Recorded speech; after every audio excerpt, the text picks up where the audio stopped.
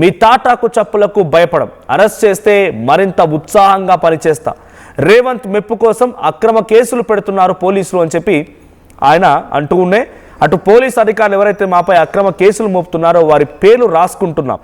ఏపీలో అధికారులకు పట్టిన గతే వీరికి పడుతుంది. ఉద్యమంలో నాపైన 300 కేసులున్నాయి. ప్రభుత్వం ఇరుకున పడినప్పుడల్లా ఫోన్ ట్యాపింగ్, ఫార్ములా ఈ రేస్ పైన ఈ రకమైనటువంటి లీకులు, కేసులు, నోటీసులు ఇటువంటి పర్వానికి తెరలేపుతోంది అని చెప్పి హరీష్ రావు అన్నారు. హరీష్ రావు నిన్న మీడియా సమావేశం నిర్వహించిన తర్వాత మీడియా చిట్చాట్లో పాల్గొని ఇటువంటి సంచలన వ్యాఖ్యలు చేసుకొచ్చారు. సో నాకు ఆల్రెడీ నోటీసులు ఇస్తారట అసెంబ్లీ సమావేశాలు అయిపోగానే. ప్రతిసారి ఈ రకమైనటువంటి ఒక కవ్వింపు చర్యలకు పాల్పడుతున్నారు. సో రేవంత్ రెడ్డి మెప్పు కోసమే కొందరు అధికారులు ఈ రకమైన పని చేస్తున్నారు. సో ఫోన్ ట్యాపింగ్ కేసు ఇప్పుడు మొదలైందేం కాదు, సుమారుగా 2 ఏళ్ళు కావస్తోంది, 2 ఏళ్ళకు పైబడి కావస్తోంది. సో నాకు తెలిసి ప్రభుత్వం వచ్చినటువంటి తొలి నెలలోనే ఈ ఫోన్ ట్యాపింగ్ అంశంపై తెరలేపి ఒక